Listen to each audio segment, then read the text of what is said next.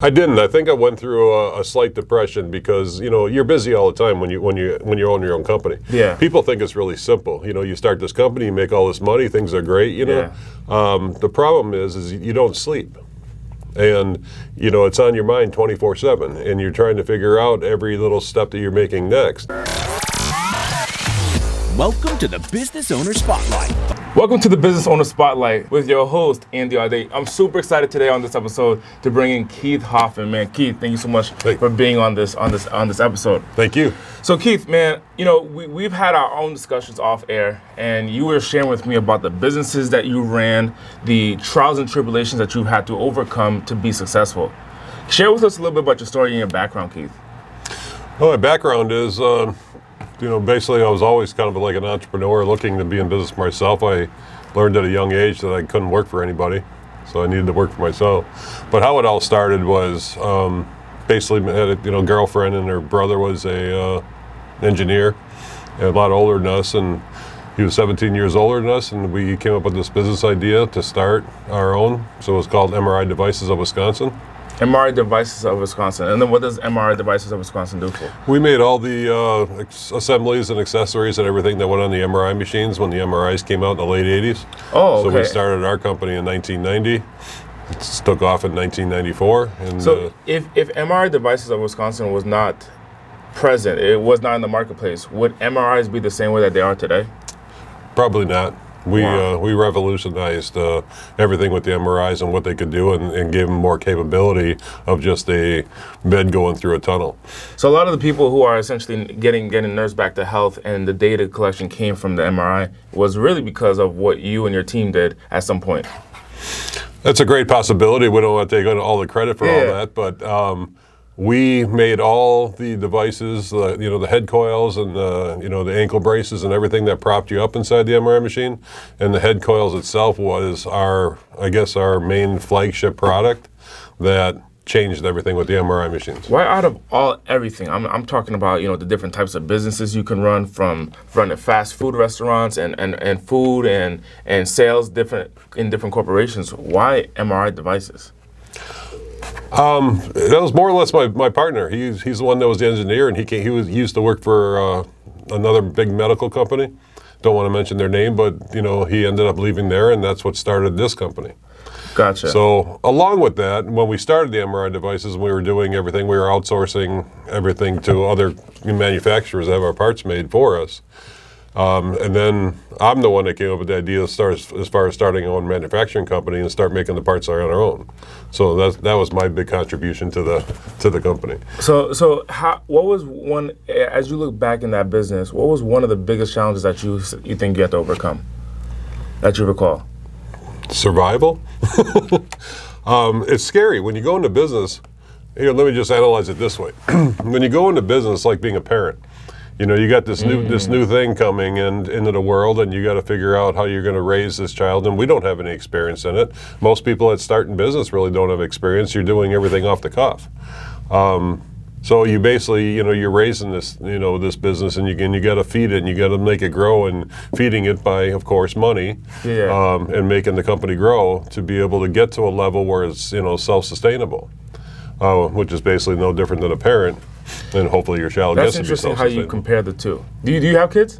Yes. You have kids. So you have both experience of business and raising children, and you compare the two to be similar. I don't have kids, so I wouldn't have anything to compare it to. So now you grew MRI devices. Where is MRI devices today? We sold the company back in 2003 to Philips Healthcare. Philips Healthcare. And then we had our own manufacturing company, so we made all the parts for ourselves, and we patented all those parts. So we sold the second half of it in 2013 to Philips again. Gotcha. So you double dipped on that. Pretty much, yeah. And then, so when you sold the company, were you still involved? Were you still a part of the company, or did you transition and do something else? My partner retired. I stayed with the company because I stayed with the manufacturing side of it. Okay. So I stayed on until I sold it. Gotcha. So till 2013. Mm-hmm. And then between 2013 to now, essentially, what are you creating? What is the next invention? What are you working on now? I went through a period that I retired. And I think you and I talked about this once before. And what happened was I felt like I lost my purpose. I was bored. I didn't know what to do with myself. I was going crazy. I was latching on to certain things that I probably shouldn't have latched on, as far as, finding something new in my life, or, being in a relationship and then you're, spending all your time, with that person, or trying to make something out of nothing. Yeah. And then I got involved with companies right before I retired. When the economy went bad in 2009. We started buying a bunch of different companies and helping out companies in Florida in 2013, right when we were selling, our main corporation. So how did you, let's break down the steps. How did you refine your purpose? Well, did you refine your purpose? I didn't. I think I went through a slight depression because, you're busy all the time when you own your own company. Yeah. People think it's really simple. You start this company, you make all this money, things are great, Yeah. The problem is you don't sleep. And, it's on your mind 24/7, and you're trying to figure out every little step that you're making next.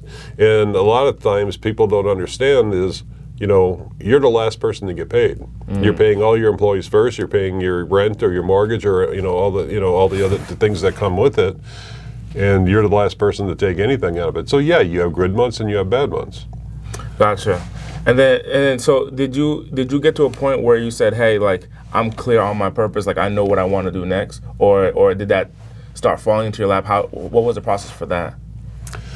I was at the time when we started investing in these companies in Florida. I got involved in an electric company down there. Got involved in marketing. Got involved with a lighting company. Got involved with different aspects.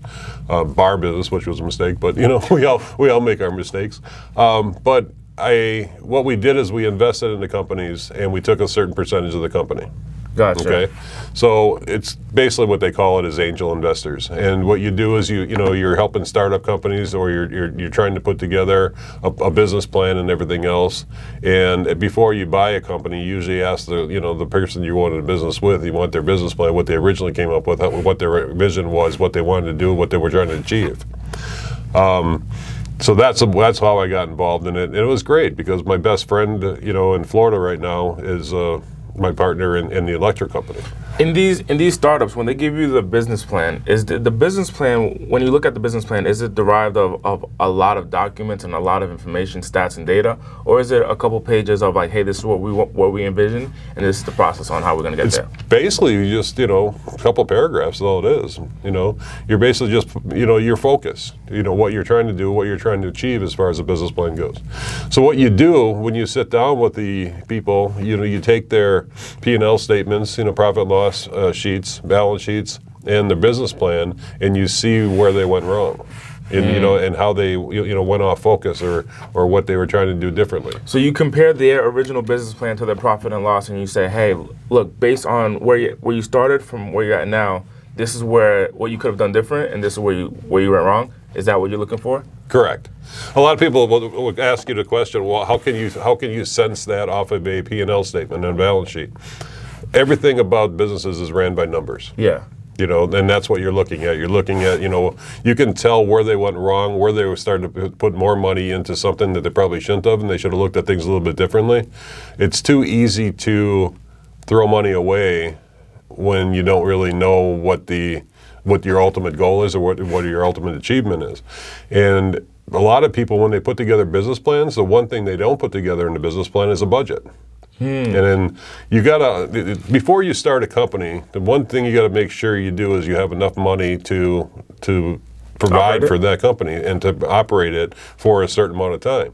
So if you have enough money that you think that it's going to take me this much money to start this company, it's going to take me this much money to do certain things with the company, I want to make sure that I have enough for the next 12 to 24 months. So you budget yourself.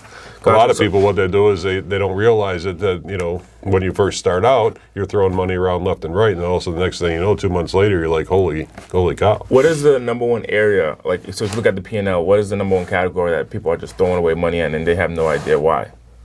That you found? I would say the biggest thing is what they're throwing money away into is unknown expenses. When people get into business, they don't realize how much money they got to spend on marketing. They don't realize how much money they're spending on just expenses itself. People get a lease on a building where they get a building that's too big, when they start out, and don't realize that it's going to take a while to fill that building. It's always better to expand than it is to, cut your throat in the beginning. So rent and lease, and then miscellaneous expenses is really where people are just throwing away money that they have no idea where it's going to. Pretty much, you have to start small. You got to test the market on everything. Well, as far as marketing goes, you got to test the market on where you're going to go and what you're going to do and how you're going to do it. What a lot of people do is they'll take a bunch of money, throw it at something, and hope it sticks to the wall. You got to analyze, what you're trying to achieve and what your ultimate end goal is and who you're trying to get to.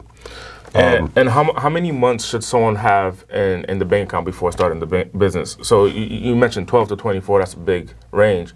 How many months should someone? Hey, I got 6 months. I got 12. I got 24. I got 18. How many months should they really have prepared for before starting the business? I say at least 18 months. So 18 months. Because you got to look at your rent. You got to look at how much your expenses are, your electricity, your gas, and all your phone. The biggest. Is it because you're anticipating no revenue in the beginning? Is that why? Like you suggest to have 18 months up front? There's only about 5 to 7% of companies that actually start bringing in revenue from day one when they start a company. 93% of the companies, 93 to 95% of the companies will fail within the first 12 months. The reason that happens is because they're not fully understanding what's in front of them or what they're trying to achieve. So you run out of money pretty quickly if you're not, budgeted properly for it and not understanding what your ultimate end goal is. The ultimate end goal in most businesses, when you first start a product, a good example is when, going back to the MRI devices. When you first started a product, our name was nothing.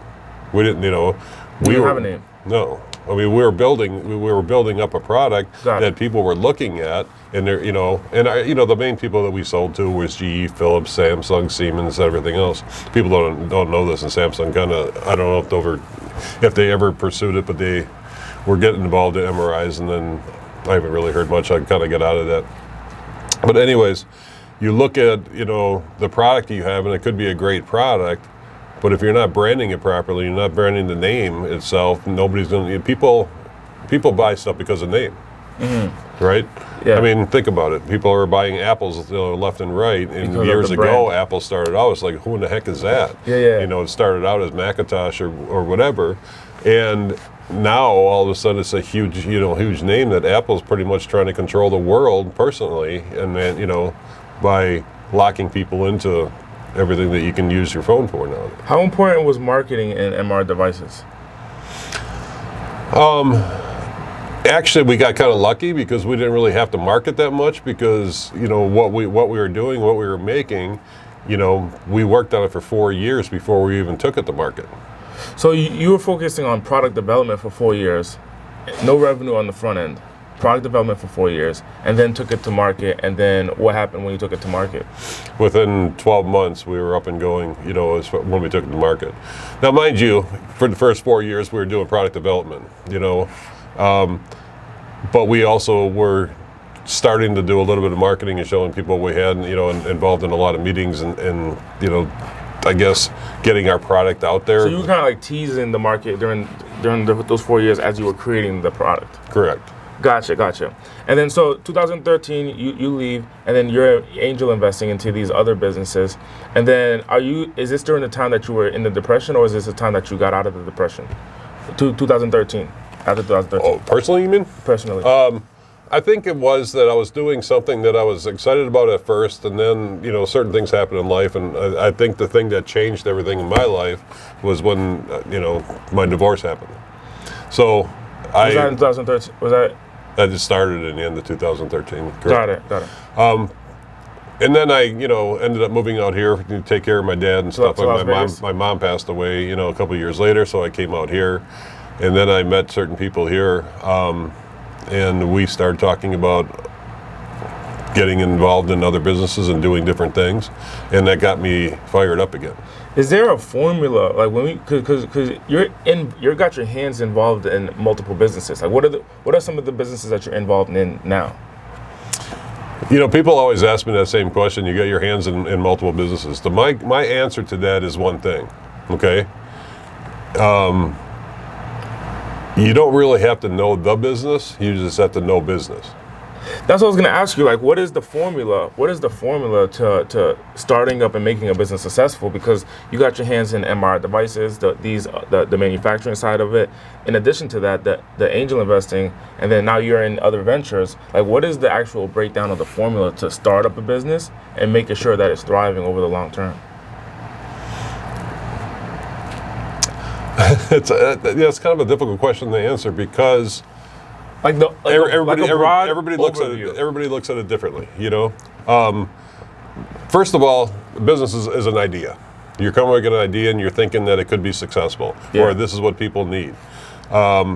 So I guess the formula is have a business plan, put it together, you know, to the best that you can. Think about what you're going to do in your first 30 days to your first 90 days, you know, and then after, you know, you're in business for 120 days, analyze where you're at. Did you make any progress? Have you made any achievements? Is it worth it? I mean, before you stick more money into it, do you want to put more money into it? Because how much are you willing to lose, you know, to make a possible gain? Let me ask you this, because what it sounds like in your strategy, in your process, is that you already have upfront capital. Mm-hmm. So before you start a business, have the upfront capital. But let's say you're starting from scratch and you don't have the upfront capital. You started a business, or you have a business because you need the capital. So if you look at 120 days and you're asking yourself, hey, did you make profit? Did you not? What is the progress? But you have revenue coming in. Do you stop or do you continue in that example? If you think that you're making a decent amount of profit on the product that you're selling, and you know that there has a possibility of growth, regardless how stubborn you might be thinking about it, you know, that way, go for it. Because, you know, you never know unless you try. You never know what could be successful or not unless you give it a shot.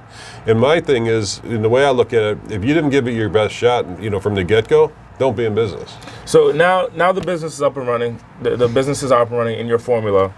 Now, how do you scale up to hit the numbers that you have in your business plan? I'm assuming that you have a large amount of money that you want to hit. That's the hard part, because once you do grow and it's going to grow fast, you got to make sure you have capital backing you up to be able to get to that next level. Years ago it was a lot differently because a lot of people weren't doing anything or, you know, having investors, and nobody really wants to have investors because you want to have this on your own. And when me and my partner and I, you know, we sat down and talked about everything, and we went to a bank and, you know, and put up everything. I mean, you're putting up your houses and you're putting up pretty much every asset you have, you know, to get the ball rolling. No, but it's not even to get the ball rolling. You're already rolling. It's about scaling at that point. The thing of it is, you grow too fast, you bury yourself. Yeah, that's what happens if you grow too slow? Well, if you grow too slow, you cut down on your expenses until things, you know, pick up. So is it a safer route to grow slower? Yes. Based on what I'm understanding with what you're sharing? Well, yeah. I mean, it's going back to being a parent. You don't want to take your kid from being, you know, 30 inches tall to 6 feet in a matter of overnight. Makes because sense. you never be able to control it. You know. Businesses that grow too fast will bury you quicker than you know, because your expenses are growing also when the company's growing. So Gotcha. the biggest thing that kills companies is inventory. Whether you're making a product or you have a product that you're selling or anything else, you have to have inventory, you know, from raw material all the way up to a finished product. Right.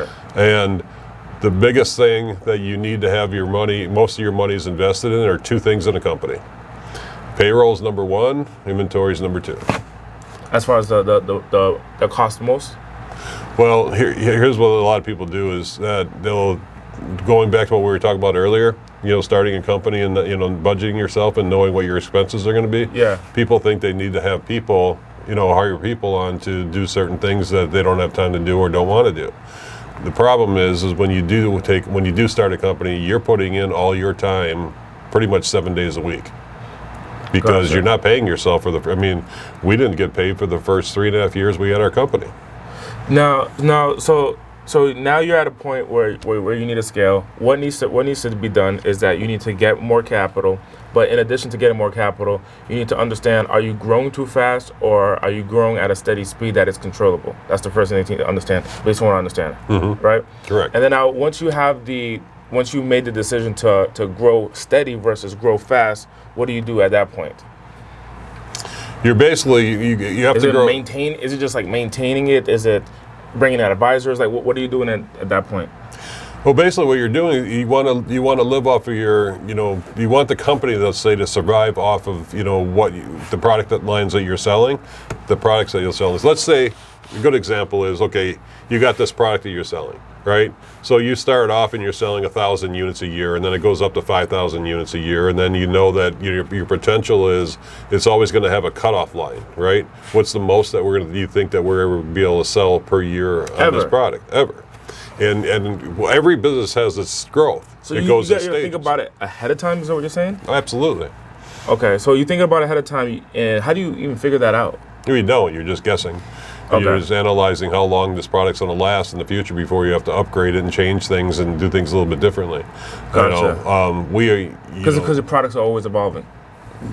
Got it. So, in product development, you got research and and development also. So you got your R&D department, and you have your product development is originally, and then it turns into a R&D because you're trying to make that product better all the time and every year.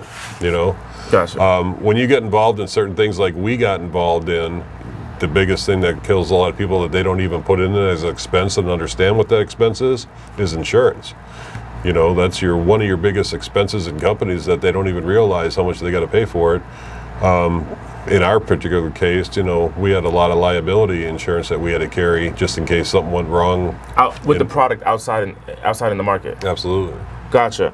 And so now you've discovered you've discovered the process or the number that, hey, this is the cap right now. What do you do with that information? Do you go up to the cap, or do you go to a percentage of it and redevelop? Like, what happens now with that information? See, you're never really going to know. I mean, you're guessing in the beginning what your cap's going to be. You never really know what it's going to be, because you could say my cap is going to be 100,000 units a year, or it could be 250,000 units a year. You're not going to know. You're estimating that this is what I want to get to make myself profitable, Gotcha. or what I want to get to make myself sellable. Because every company is, you're trying to achieve a certain success to be able to make it into a empire that you can hand down generations, or that you get to a certain level and you don't want to do it anymore and you want to sell off. Gotcha. So that's what you have to analyze, where you're at when you're growing. As far as that cap number, you never really know what it's going to be until all of a sudden you start looking at everything goes back to P&L and balance sheets, right? And all of a sudden you're going to realize, hey, all of a sudden, we were growing, going up by 10%, 15%, 20%, and then all of a sudden you get to a point where it's leveling off for about 6 months in a row. Then you already know that either you got to change what you're doing to make it grow more, or it's leveled off, and that's about as high as you're going to get. So as we wrap up and we understand that, hey, we're getting close to that cap, are you now creating a new product in that moment? Is the research and development You want to department? expand the family. Expand the family. You want to and expand new the product line. So either you want to do that, or you're preparing yourself to sell. So so some people now, is that supposed to be in the business plan? Mm-hmm. So even the exit, it's not really in the business plan. It's in the business plan as you grow, as you go. Okay. So the business plan is constantly changing. Most of the time. Most of the time. And then how often? But the guts of the business plan are still there. Now, as an angel investor, are you silent, or are you in the company advising?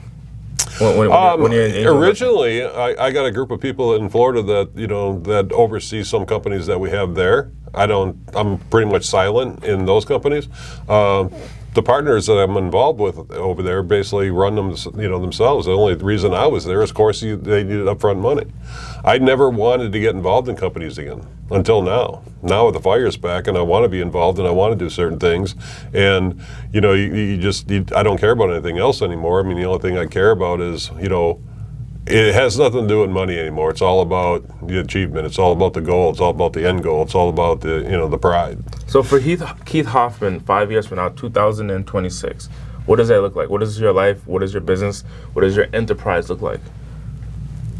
I don't look at it as far as myself. I look at it as far as what I'm doing for the people that I'm in business with. What can I do to make them look at things differently? My goal is not about me anymore. I gave that up a while ago. My goal is to make the people that I'm involved with and the companies that I'm involved with, make them achieve certain things, make them more of a success. So what does Make that them look understand. like? What is tangibly or to understand some type of metrics? What does that look like 5 years from now?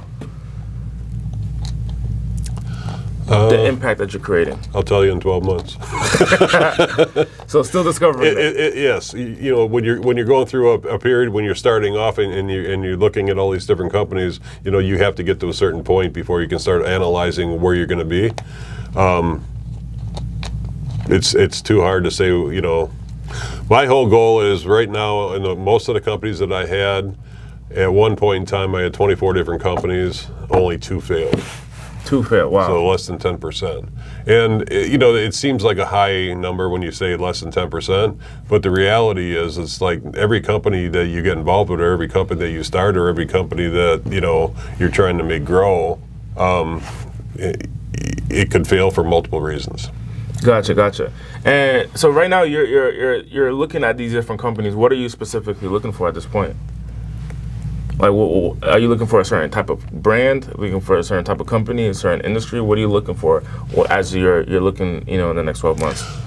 I don't really look for anything. If somebody comes to me with a good idea, I'll think about it, analyze it, and think, okay, I'll try it. Okay. Is there like a parameter that you're looking at, or a sector that you're looking at, or it's well-versed? As long as it makes money back. It's wide open. As long as it has a return. 100 people could walk into your door and say, I got this idea.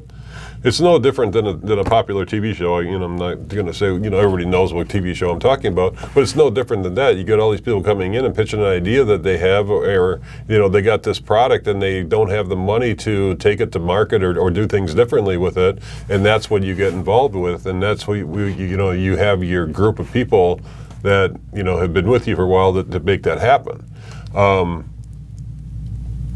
Yeah, man, I'm kind of doing both now because I decided to get back into it. So now I got to build another group of people, to maintain and take over these products. Man, that is exciting. That is exciting. Well, I look forward to having a 12-month recap with you and say, hey, in the last 12 months, what have we accomplished? What are we looking at? And the successes and accomplishments that you've created. Call me in 3 months because I guarantee you what we're doing now, we're going to change in a matter of 90 days instead of 100, instead of 365 Give us a little teaser, a little sneak peek. A little sneak peek. We're coming up with a lot of organic products right now that what people are want to use and what they want to try and what they and stuff that's good for your body. And everything's about a health kick right now. Everybody's on a health trip that nobody really looked at years ago. But all the stuff that we're doing is good for your body, and it's not going to affect you, detrimentally, let's say. Amazing, man. Hey, and how can people reach out to you, Keith? If they want to get in touch with you, how can people reach out to you? That's a good question. Actually, anybody can call us directly, right on my office line. And what's the number? 725-225-5706. So if you're in a place where you're starting your business, you're growing your business, and you want to get mentorship, you want to get advice from Keith, or you have an idea to pitch, or you have some knowledge that you want to share with Keith, be sure to hit his line up. And once again, thank you for joining us on the Business Owner Spotlight. Thank you again, Keith. All right, thank you. Appreciate it. Tune in every week to discover new stories, new businesses, and new ideas.